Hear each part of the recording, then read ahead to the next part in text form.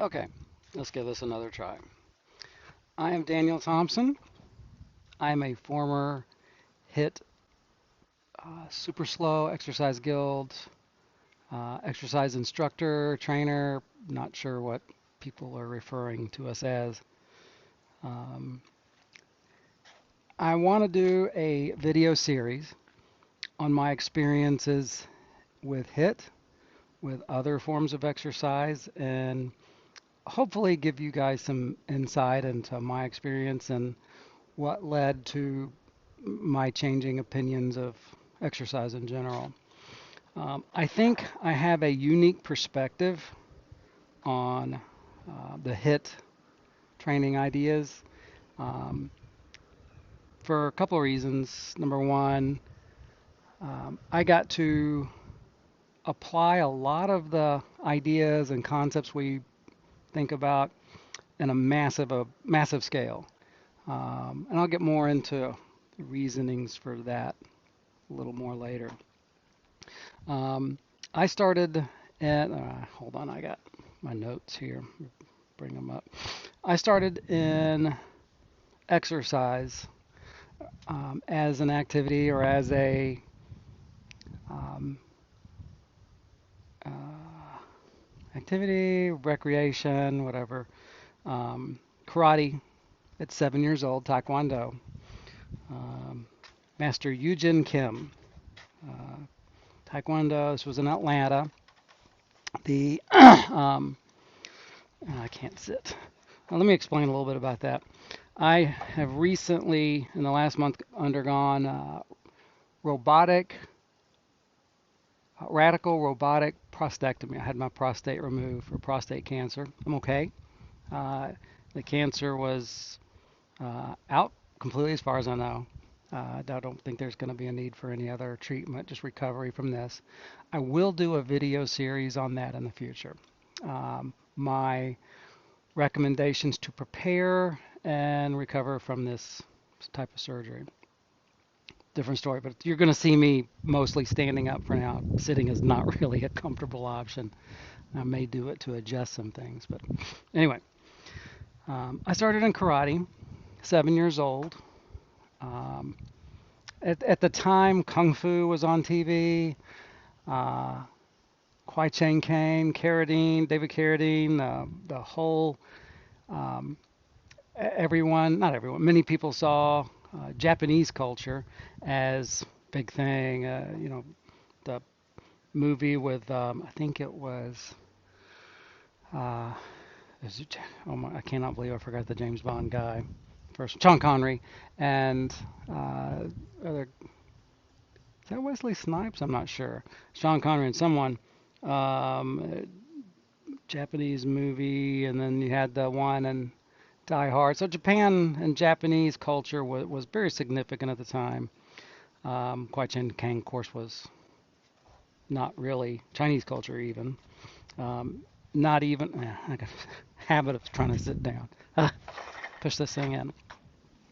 Um, we, my family participated in karate off and on, and back then there was you went through a test for a belt after probably a year, and you usually failed your first test. I failed my first test, and pretty much everybody I know I did, from white to yellow belt.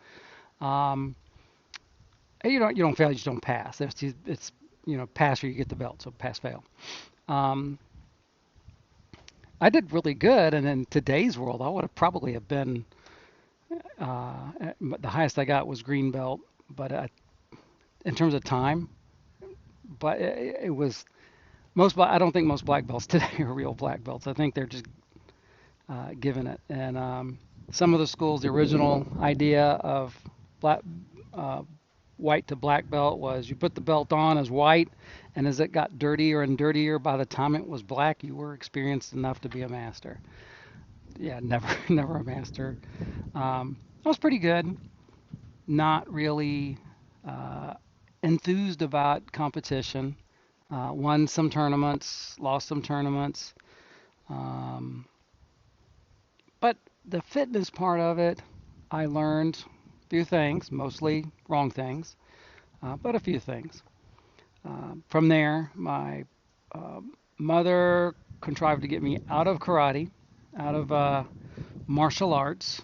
Specifically, at that time, I was learning Tagakuru Ninjutsu from, I can't remember his first name, Mr. Beaver. This was in Tucker, Georgia. Formerly with Stephen Hayes. I had one lesson at some point with Stephen Hayes. Um, he's a Tagakuru Ninjutsu teacher, but I never really got much into that. It was more very short time experience. My mom didn't like that. She was like, okay, let's get him out of that. So she introduced me to the idea of trying gymnastics to improve my martial arts. I walked into Atlanta School of Gymnastics the first day, and that was my last day of karate, of martial arts. I just looking at it, that was where I was supposed to be. Had no clue any more than that. This is what I was supposed to be doing, and it was full force from then on. Um, I spent from, let's see, probably 12 years. Um, I, Anywhere from 8 hours a day, for a minimum of 4 to 8 hours a day. Days off as needed. Um, our coach used to have a saying: the only reason you miss a day of training, I think Ken Hutchins said this about his his musical training. The only reason you miss a day of practice is a death in the family, your own. I've heard that before, not just from Ken. So we would train many hours, and in gymnastics, you do a lot of conditioning, strength training, mostly gymnastics specific gymnastics specific strength training, which I know is oxymoron, but um, that we believed we were doing it at that time.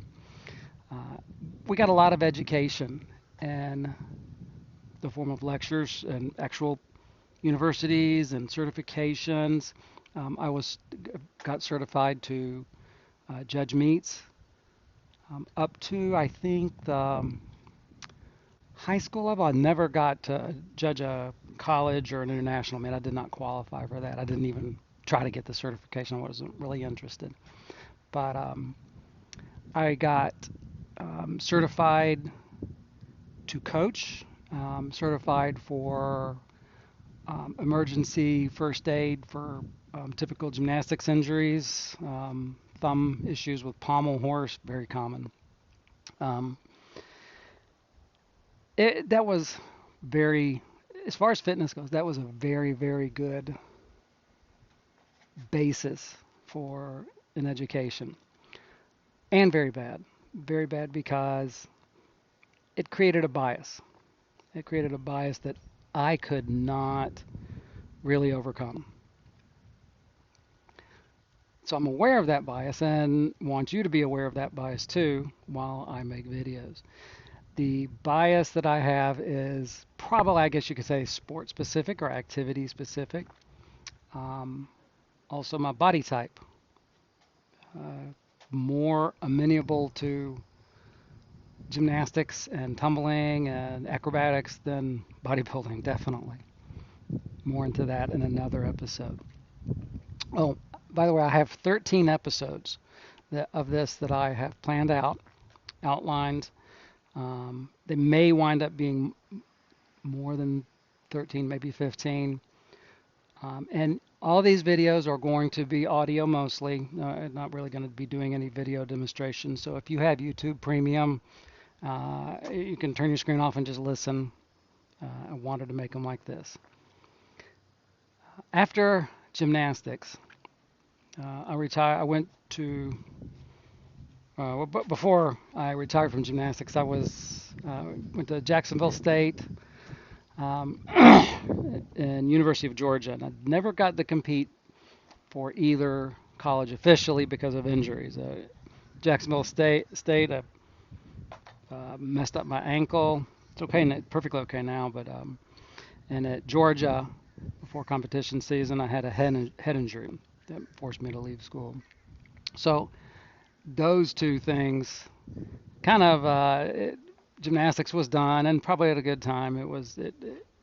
Your body can only handle so much, and my body was pretty much toast by that. But as far as gymnastics and competition goes, and here is where my real fitness life starts. I got a job at a place called Holiday Esprit. It was uh, uh, Bally's fitness place. And back then, it was my understanding that Bally's was mostly a money laundering. I didn't find this out until later. A money laundering operation for Coke things or whatever at the time, and underwent many changes of ownership. I mean, Bally's, it was kind of a mob-based business in the 60s and 70s, as far as I could tell. I'll try to sit down on my hip here a little bit. Ah, not comfortable at all. Okay, let's see if I can get it. There we go. All right, so my first, ah, my first couple of months at Bally's, I did not know anything about fitness other than gymnastics. But even what I did know, I probably was more knowledgeable than most of the instructors, most of the salespeople at Holiday Esprit at the time. Esprit stood for experiential, um, experiential sensory something recreational environment. It was supposed to be some kind of I guess it was more like a disco. It was black lights. The interior of it was completely black. You had neon everywhere, and it was uh, very much entertainment based. A very brilliant. I liked it, but it was in retrospect it was weird.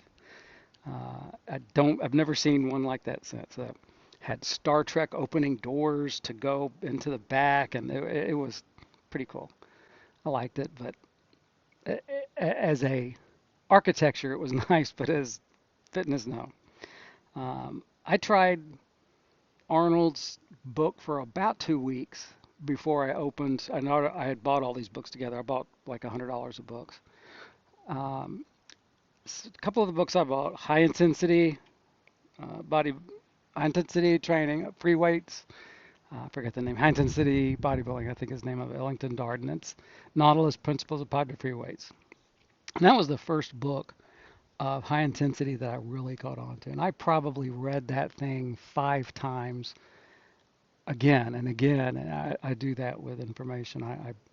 In order to intake it or get the input, I have to have a lot of repetition. And I know some people do, but I have to have more than usual. After that, I picked up the Nautilus bodybuilding book, and that became almost like a Bible. There were probably a couple of years where I could have quote you would ask me what's on this page, and I probably could have quoted it.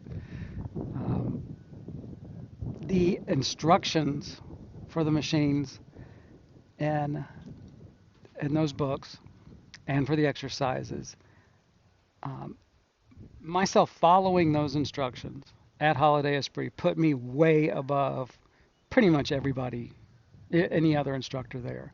Most of the instructors, um, fitness enthusiasts, and there were not many instructors, there was like 5. The rest were salespeople.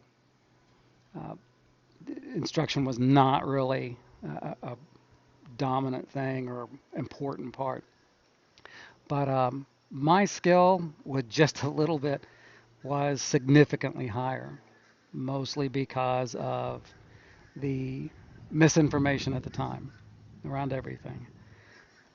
But those people were there trying, exercising.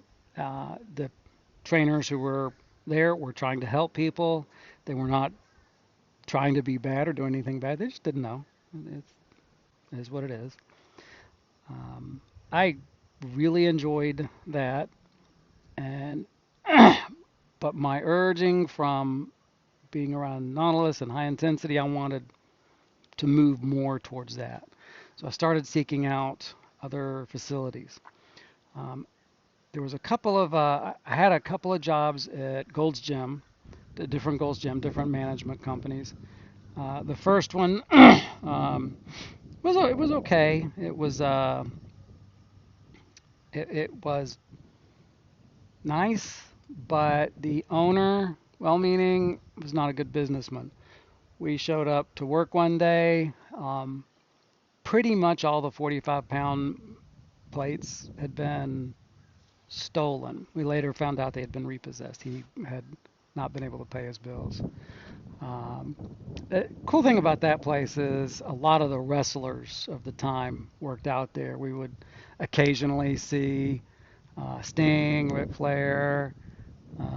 So Lee Haney come in once. He didn't work out. He was there to for a photo shoot for something. He was starting up Animal Kingdom at that time. Uh, there was no Nautilus equipment, but a lot of Nautilus knockoffs. Some of them were actually pretty good, and they had one pullover machine that was surprisingly good, and I liked it because it was small. The bar was the only thing that really was higher or taller, and it felt similar to the strength curve that um, Ken Hutchins was trying to achieve when I saw that. It was not a quality made machine. Didn't even have a name brand on it, but it was pretty good. It was okay. I was the only one there that was of any value. I worked at another Gold's Gym near airport. Again, just horrible management. These were people who opened up gyms, and they were businessmen. They could not care less about exercise. I doubt they even ever actually went in there. Um, it was one of those cases where they hired me to be a manager. I showed up and, okay, here, no training. They just expected you to figure it out. And I'm like, no, this is not. Stopped that job in about 2 weeks. I'd like, nope, that's good. Um, from there, I went to a place called Nautilus of Atlanta, and this was an unusual situation. It was partly a karate studio, mostly a karate studio, and then a small uh, thing of Nautilus machines. And because he had bought 12 machines, he was able to use the name Nautilus. And I understand now from reading Edgar's book, or looking over Edgar's book, and hearing Edgar Jones, by the way, his book, that Arthur kind of regretted that thing. But I think it was probably the thing allowing people to use the name that helped Nautilus achieve widespread use. After that, while I was there, I got to practice and train high intensity close to the right way because it was more of a strength studio. Um, During that time, I quickly could see my business skills were lacking. I was a really good trainer, not a good businessman, and it didn't really have any interest in it. Didn't My marketing technique basically was 3 free sessions. It worked. I got a lot of people, and I did not like doing sales. Still don't like doing it. Um, but 3 free session, I knew if I could get them 3 times, they would. If they had the money, they would pay, and it worked.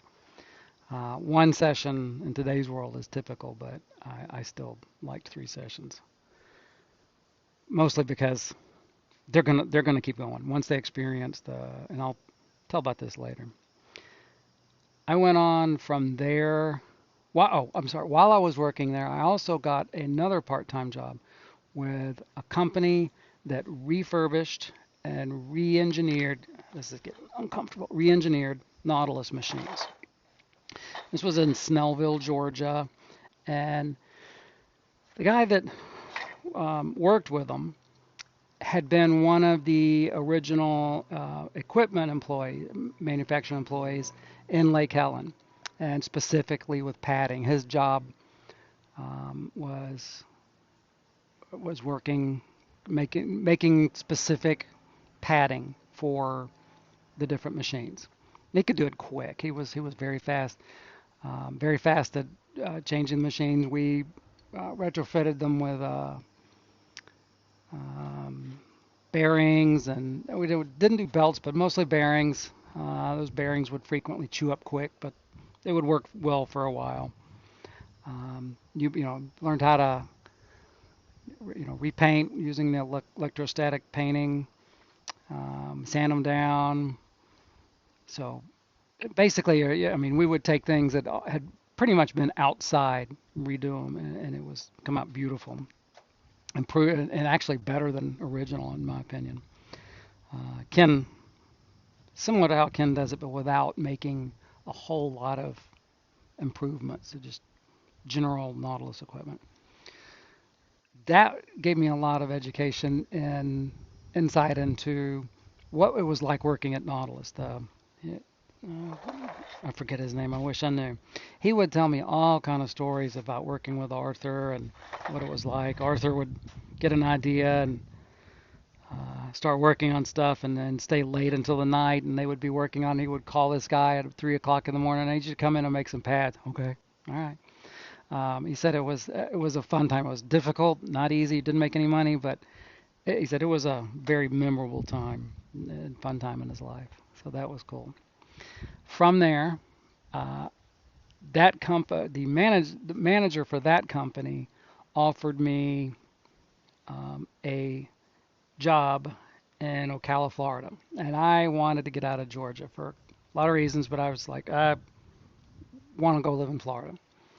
I took the job really without researching it. I took it because I wanted to move, and it was, again, turned out to be a really, really bad decision, not on my part, but on the company opening the business where it did. Um, I tried to basically was trying to do a fitness center inside of an apartment complex of people that were just not really interested in fitness, and there was other fitness centers in there that was way better. Business things aside, it did not work. Um, and from there went to, here we go, Gainesville Health and Fitness, and that started I'm going to do a whole episode on Gainesville Health and Fitness, and a little bit about Joe Cerulli. Um, I'll just basically put this as one of the most fondest memories I have. So I'll leave it at that. And I'll go into some of the detail, the things I learned specifically with the main line. At Gainesville Health and Fitness, uh, it spoils you. The management there with the time was hands down best ever. You're not going to have a good management like that. Joe Cerulli, I'm going to say this right now. Joe Cerulli, thank you. You are inspirational. You are a perfect example of how to be a good owner, manager, motivator, pretty much all that. And a lot of people have taken your example and moved along with it.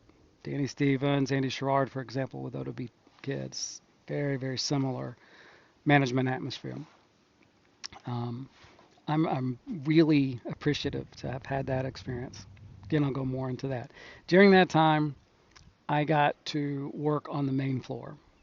And main floor is 5 lines of Nautilus equipment: leg extension, leg curl, pullover, arm cross, chest press, lateral raise, overhead press, um, plate loader, bicep, tricep. That was always a hassle having to deal with those.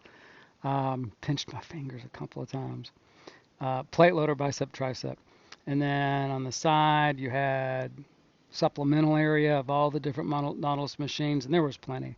In the back, you had a free weight with hammer and other free weights, and then the play screw. This was circa 88 through 92. And this was when the location was, I forget the name of that shopping center. I actually lived behind it in a house. Um, Westgate, I think Westgate Shopping Center, maybe Westgate. Anyway, Gainesville Health and Fitness had a women's club too, and it was Maybe that was Westgate. I think Westgate was where the main. Anyway, Gainesville Health and Fitness Center is in a different location now, constantly expanding in different locations. I don't know what the culture. I haven't been there in over 20 years. I don't know what the management culture is like. I don't know what the people are like. But the time I was there, thank you. It was wonderful. Didn't make barely any money. You didn't work there. You know, it was a step to a career. If you worked at Gainesville Health and Fitness, you could pretty much get a job anywhere in any fitness center after that you wanted. That was a good thing. Take a break.